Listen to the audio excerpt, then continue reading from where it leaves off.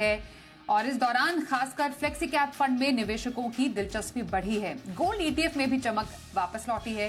तो क्या mutual fund में है निवेश का नया ट्रेंड, इस पर करने वाले हैं हम खास चर्चा। कौन से फंड्स दिखा रहे हैं दमदार परफॉर्मेंस और क्या अब है एसआईपी बढ़ाने का सही समय, इसी पर रहने वाली है खास चर्चा। हमारे साथ हैं आज वाइज इन्वेस्ट के सीईओ हेमंत रुस्तगी और mutual fund expert Vishwajeet Parashar.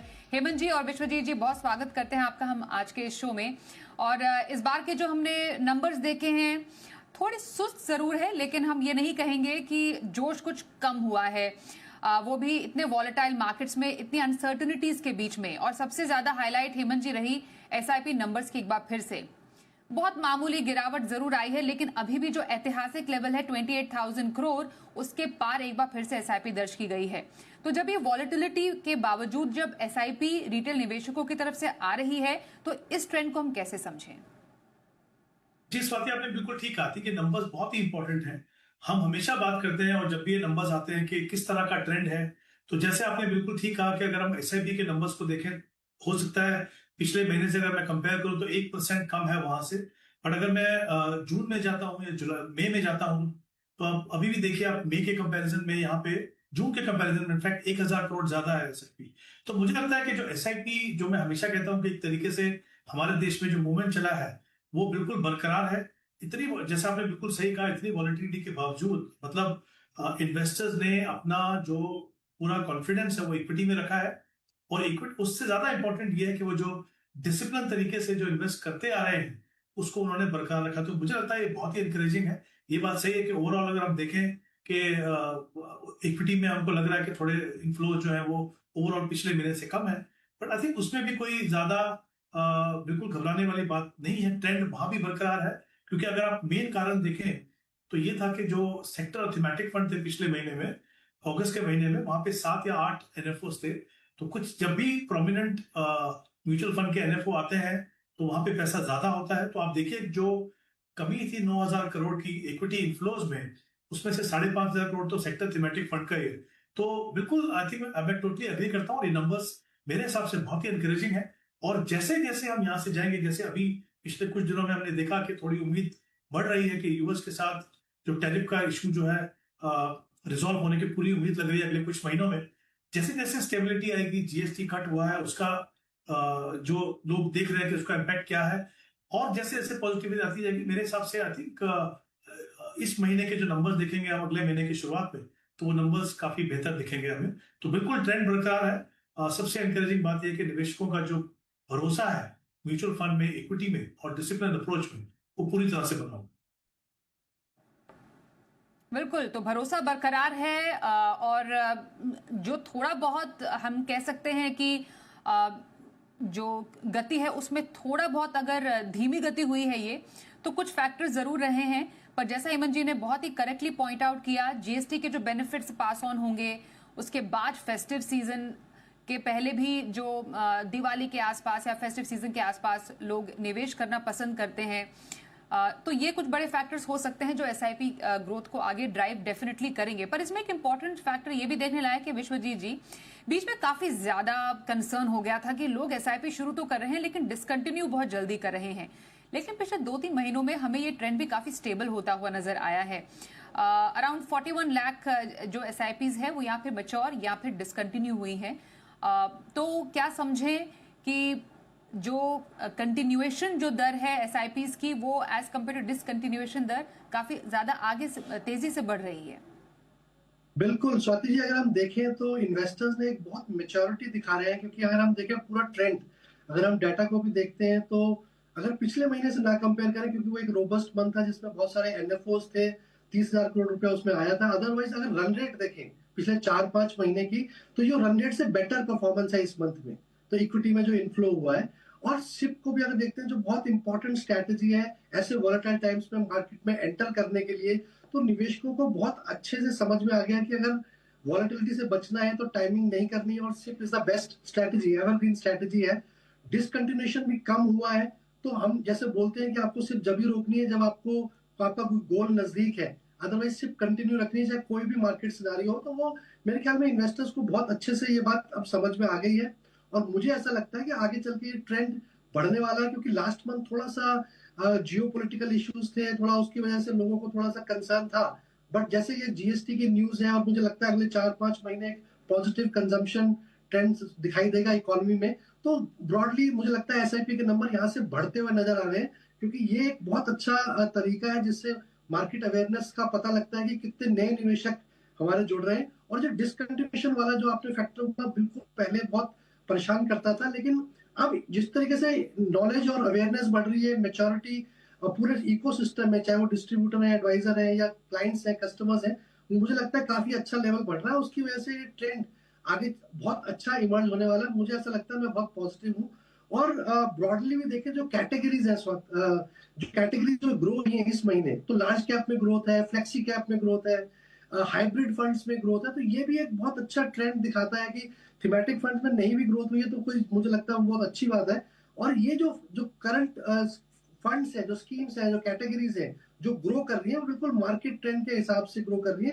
और बहुत अच्छा डायरेक्शन मिल रहा है यहाँ पे, क्योंकि जो हाइब्रिड कैटेगरी है, ऐसे मार्केट वॉलेटाइल मार्केट में बहुत अच्छा स्ट्रैटेजी है, एसेट एलोकेशन स्ट्रैटेजी है। तो मेरे ख्याल में बहुत अच्छा फ्लो है, और सिप का जो डिसकंटिन्यूएशन है ये भी धीरे धीरे कम होगा, और आगे चल के न्यू एसआईपी इन्वेस्टर्स और बढ़ते नजर आ रहे हैं। बिल्कुल। और एक पॉइंट काफी राइटली मेंशन किया विश्वजीत जी, वो सेक्टोरल थीमेटिक फंड, ये हम चर्चा में बार बार ला रहे हैं, क्योंकि हमेशा जब विद इन इक्विटी हम पैसे आते हुए देखते हैं तो सबसे ज्यादा रूल जो करते हैं वो ऐसे फंड्स ही करते हैं। पिछले कुछ टाइम से, स्पेशली अगस्त के महीने में, हेमंत जी, पैसे सेक्टोरल थीमेटिक में काफी कम आए हैं। अराउंड 3900 करोड़ हमने थीमेटिक और सेक्टोरल फंड में आते देखे हैं, जो कि जुलाई के मुकाबले काफी ज्यादा कम है। जुलाई में अराउंड 9400 करोड़ आए थे। एक तो इसका सबसे बड़ा रोल है कि जो नए जो जो एनएफओज हैं बेसिकली, उसमें जो नए थीम्स और सेक्टर्स वो उतने नहीं आए। पर एक वॉलेटिलिटी सर एक बहुत बड़ा फैक्टर है, या जो एएमसीज हैं वो अभी सेक्टोरल या थीमेटिक बेट से वो भी नहीं ला रही, और थोड़े इन्वेस्टर्स भी परहेज कर रहे हैं अभी।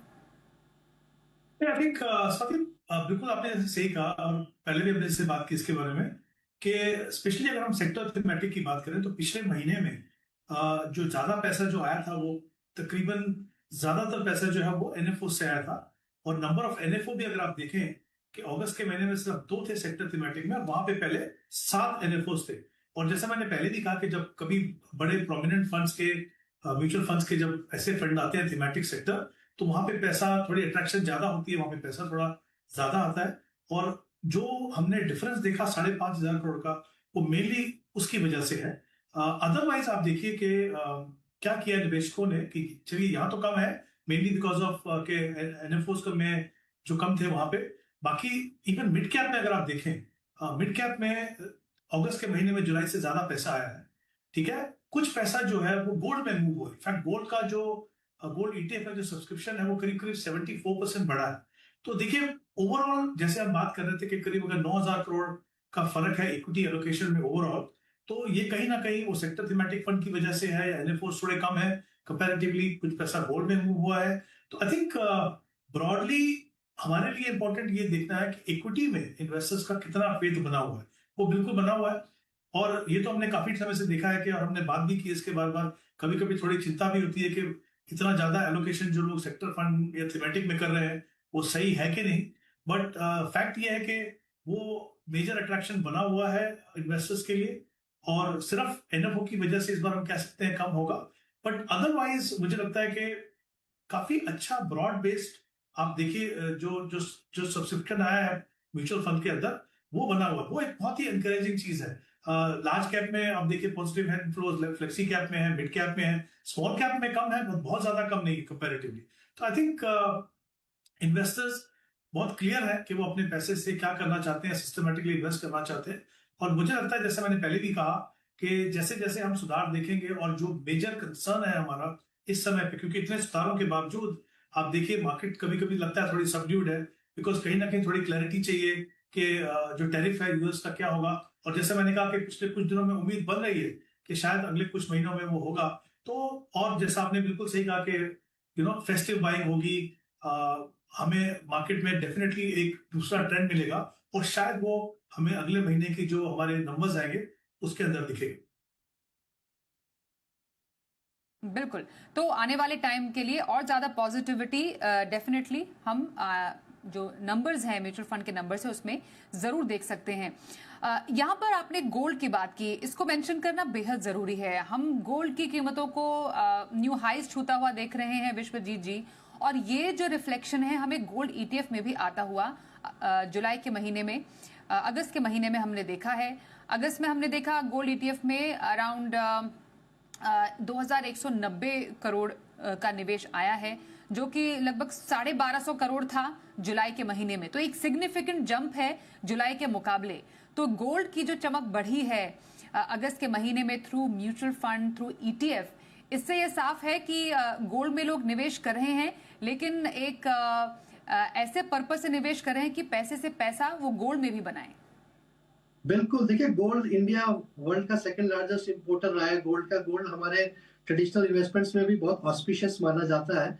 तो गोल्ड का जो रिटर्न्स देखने को मिल रहे हैं और ऐसा सेंटिमेंट्स बना हुआ है कि गोल्ड दिवाली पे शायद ये नंबर टच कर जाएगा या वो नंबर टच कर जाएगा, तो एक पॉजिटिविटी है। और ईटीएफ के थ्रू इन्वेस्ट हो रहा है। कुछ तो जो मल्टी एसेट फंड्स होते हैं वो म्यूचुअल फंड्स भी इन्वेस्ट कर रहे हैं गोल्ड ईटीएफ में, और कुछ निवेशक जो स्मार्ट इन्वेस्टर्स हैं अब वो भी गोल्ड ईटीएफ में निवेश कर रहे हैं, क्योंकि उनको लगता है कि यहाँ पे जो बैंक लॉकर की फैसिलिटी है उसकी जरूरत नहीं है, या कोई एक्स्ट्रा चार्ज नहीं देना पड़ेगा, या चोरी का डर नहीं है। तो ये सब अवेयरनेस भी अच्छी है, और मेरे ख्याल में रिटर्न्स की एक्सपेक्टेशन हमेशा से निवेशकों को अट्रैक्ट करती है। तो गोल्ड में लोगों को लग रहा है कि शायद एक अच्छी चमक और देखने को मिलेगी दिवाली तक, और या जैसे सेंट्रल बैंक्स खरीद रहे हैं वर्ल्ड वाइड ग्लोबली, ये एक फिनोमिना देखा जा रहा है कि सारे सेंट्रल बैंक्स खरीद रहे हैं। तो गोल्ड में अभी भी क्योंकि जियोपॉलिटिकल अनसर्टेनिटी भी बनी हुई है, तो गोल्ड में एक अट्रैक्शन बना हुआ है। तो मेरे ख्याल से ये ऑटोमेटिकली ये वर्ड स्प्रेड हो जाता है, और अच्छा लगता है कि गोल्ड में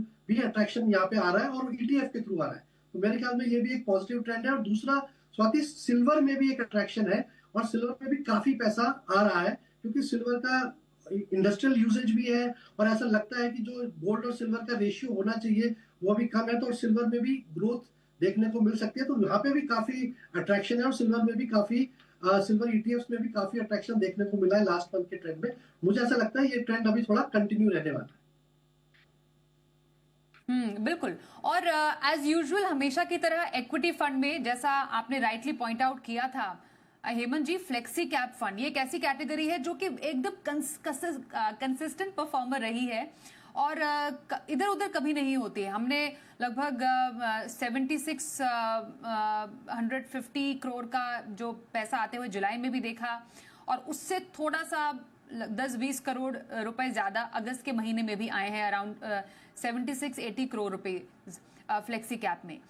मतलब ये एक ऐसी कैटेगरी बनकर उभरी है जिसमें इन्वेस्टर्स को ये समझ में आ गया है कि उनके पास फ्लेक्सिबिलिटी है वो लार्ज मिड और स्मॉल कैप में डालने की, एज कंपेयर टू एक प्लेन वनीला लार्ज मिड और स्मॉल कैप फंड।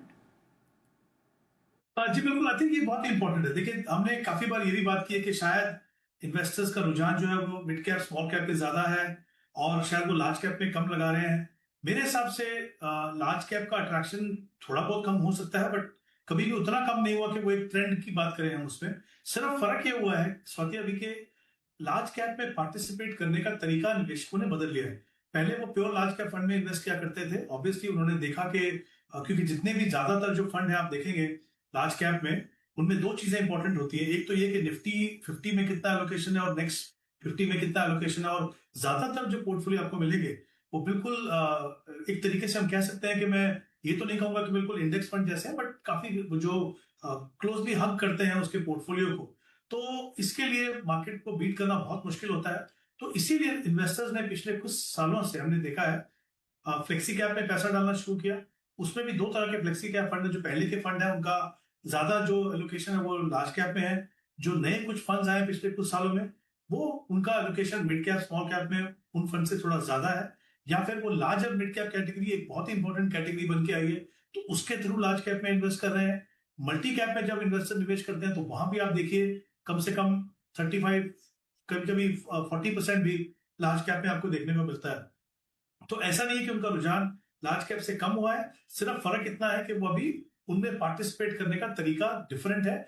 वो आई थिंक उनके लिए काम भी करता है स्वाति, इसलिए क्योंकि एज एन इन्वेस्टर आपके लिए रीबैलेंस करना portfolio large cap mid cap small में बहुत मुश्किल होता है। एक तो टाइमिंग, कब करें, टैक्सेशन का इशू, तो बहुत सारे इश्यूज होते हैं। तो आई थिंक जब आप ऐसी कैटेगरीज में जाते हैं तो आपको पता है कि फंड मैनेजर का मैंडेट है और उसके हिसाब से वो अपने पोर्टफोलियो को रीबैलेंस करते रहेंगे। तो मुझे लगता है ये काफी मेच्योरिटी हमको इन्वेस्टर्स के इन्वेस्टमेंट स्ट्रेटेजी में देखने को मिल रही है। और मुझे लगता है ये लॉन्ग टर्म में ये काफी मदद करेगा निवेशकों को कि तीनों सेगमेंट में आप कैसे पार्टिसिपेट करें। तो बिल्कुल फ्लेक्सी कैप कैटेगरी बहुत ही इंपॉर्टेंट कैटेगरी है और मुझे लगता है आगे जाके भी वो काफी इंपॉर्टेंट कैटेगरी रहेगी इन्वेस्टर्स के लिए। बिल्कुल। उसके अलावा मिड कैप में देखिए वो वहां पर भी पैसा बढ़ा है जुलाई के मुकाबले। स्मॉल कैप में निवेश कुछ कम हुआ है, जिसने ऑलमोस्ट सेकंड पोजीशन ली थी जुलाई में। लार्ज एंड मिड कैप में थोड़ा पैसा कमाया है, मल्टी कैप में थोड़ा सा कम हुआ है, लेकिन लार्ज कैप में इस बार थोड़ा सा निवेश बढ़कर आया है। तो ये ट्रेंड समझ में आता है कि आखिरकार निवेशकों का रुझान किस तरफ है। डेट की तरफ आते हैं विश्वजीत जी। यहां पर हमने जबरदस्त पैसा निकलता हुआ देखा। एक्सपर्ट्स ये मान रहे हैं कि जो टैरिफ को लेकर अनसर्टनिटीज है उसके कारण जो डेट आउटफ्लो है वो सिग्निफिकेंट रहा है अगस्त के महीने में। अब देखिए ना, 1 लाख करोड़ रुपए तो जुलाई में आए थे, उसके मुकाबले लगभग 79-80 करोड़ का आउटफ्लो हुआ है डेट म्यूचुअल फंड से इन अगस्त। कैसे समझे डेट के इन आंकड़ों को? जी बिल्कुल स्वाति जी, अगर देखें डेट में जो इंटरेस्ट रेट गिरने का सिनेरियो था जिसकी वजह से गिल्ड फंड्स में हम एक अट्रैक्शन देख रहे थे कि लॉन्ग ड्यूरेशन फंड्स में अच्छे रिटर्न्स बन सकते हैं, तो वो अब थोड़ा सा कम होता नजर आ रहा है। लोगों को लग रहा है कि ऐसा कोई लॉन्ग ड्यूरेशन में बहुत ज्यादा रिटर्न्स बनते नजर नहीं आ रहे हैं, क्योंकि इंटरेस्ट रेट भी काफी गिर चुकी है और बहुत ज्यादा गिरावट की अभी यहाँ पे उम्मीद नजर नहीं आ रही है। मैक्सिमम 25 बेसिस पॉइंट्स और गिरेंगे। तो वहां पे जो मैसेज है वो यही है कि बहुत ज्यादा रिटर्न्स नहीं बन रहे हैं और जो टैक्स एडवांटेज है वो भी नहीं है जो पहले कभी हुआ करता था, जिसमें लोग निवेशक इन्वेस्ट किया करते थे। तो मुझे लगता है वो वाला पैसा कहीं हद तक दूसरे कैटेगरीज में जा रहा है, इक्विटी सेविंग फंड्स में या हाइब्रिड कैटेगरी में जा रहा है। तो वो थोड़ा सा पैसा इधर से निकल के शायद और कैटेगरीज में जा रहा है जहाँ पे अच्छे रिटर्न्स देखने को मिल सकते हैं। तो वो ये थोड़ा मार्केट डायनेमिक्स की वजह से मुझे ऐसा लगता है कि थोड़ी गिरावट है। और कुछ कॉर्पोरेट्स ने जो पिछले महीने पैसा डाला था वो पैसा निकाला है। कभी कभी टैक्सेशन की वजह से और खर्चों की वजह से ऐसा चेंजेस होते रहते हैं। तो ये थोड़ा सा वो मूवमेंट है, अदरवाइज कोई बहुत बड़ा ड्रास्टिक यहाँ पे चेंज नहीं है।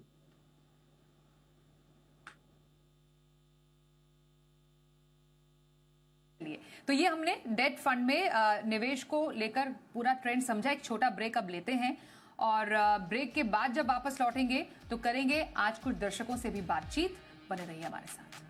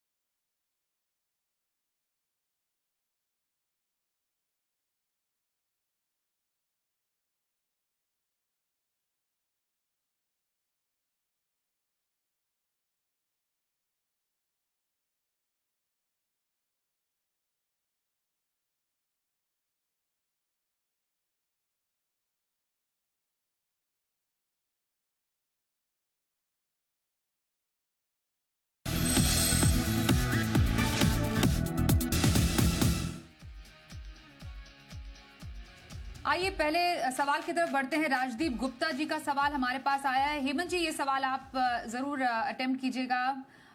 उम्र इनकी 35 साल है। मौजूदा इनका अराउंड 7,500 का SIP निवेश है। 55 साल का रिटायरमेंट का इनका क्योंकि लक्ष्य है और बच्चों की शिक्षा और रिटायरमेंट दोनों के लिए 3 से 4 करोड़ का टारगेट इन्होंने रखा है।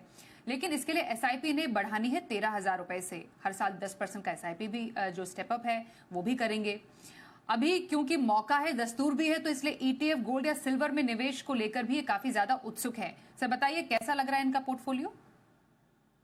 जिस बात देखिए, दो इंपॉर्टेंट चीजें हैं। अभी जो इनकी SIP अमाउंट है वो 7,500 है और 10% की स्टेपअप की बात हो रही है। 20 साल का इनके पास समय है।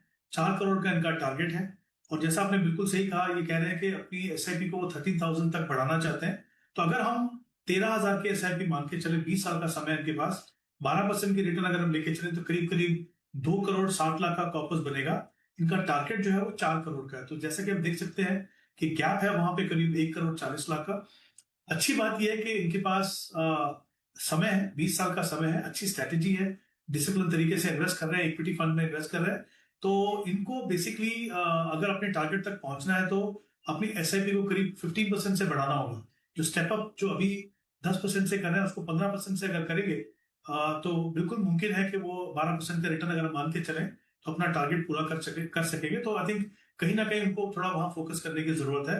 इनके फंड्स की अगर मैं बात करूं तो करीब 4 फंड्स हैं इनके पास। मेरे हिसाब से 2 फंड ऐसे हैं, Parag Parag flexi cap, Motilal mid cap, जहां पे वो कंटिन्यू कर सकते हैं। और जो बाकी 2 फंड्स हैं, मेरे large asset large and mid cap और SBI स्मॉल कैप, मुझे लगता है उन 2 कैटेगरीज में इनके लिए बेहतर फंड है। जो तो थोड़ा सा अमाउंट रीअलोकेट करना होगा क्योंकि SIP का अमाउंट बढ़ाना है। तो मेरे हिसाब से पराग पारी फ्लेक्सी कैप में उनको अपना अमाउंट जो है वो बढ़ा के 3,000 करना चाहिए। मोतीलाल ओसवाल में भी बढ़ा के 3,000 करना चाहिए अभी जो एलोकेशन है उससे। और 2 फंड अपने पोर्टफोलियो में ऐड कीजिए। कोटक मल्टी कैप फंड 4,000 रुपए इन्वेस्ट करेंगे उसमें, और बंधन स्मॉल कैप जिसमें 3,000 इन्वेस्ट करेंगे। तो हमने कोशिश की है कि 3 डिफरेंट सेगमेंट में आपका पैसा जिस तरीके से जाए, बेहतर फंड आपके पास हो। तो और जैसा मैंने कहा कि 15% से उनको SIP को अपने बढ़ाना होगा, ना कि 10% से जो उनकी प्लानिंग है। कुछ चेंजेस और 5% से अपनी SIP को स्टेप अप करें। तो राजदीप जी, आपके लिए ये सलाह दी है हेमंत जी ने कि आपको कैसे अपने पोर्टफोलियो, अपने इन्वेस्टमेंट को आगे बढ़ाना है। बहुत बहुत शुभकामनाएं।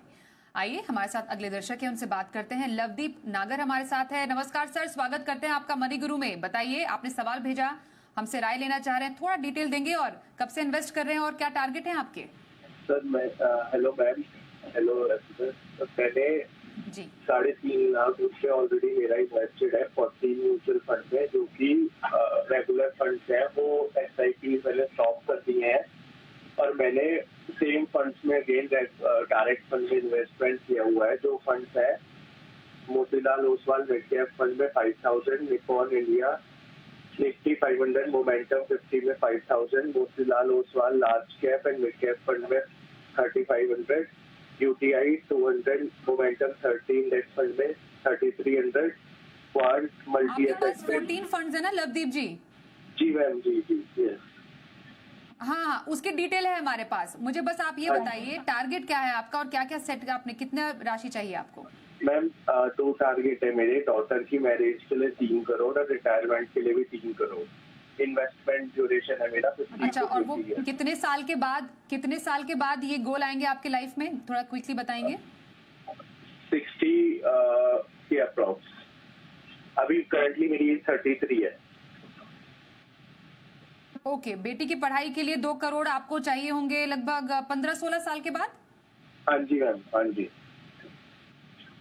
अच्छा, और शादी के लिए मान सकते हैं, मानिए 20 साल के बाद, 20-22 साल के बाद, और हाँ जी। रिटायरमेंट आपकी होगी, तो एक बहुत ही लॉन्ग टर्म का नजरिया है। ऑल राइट, ठीक है।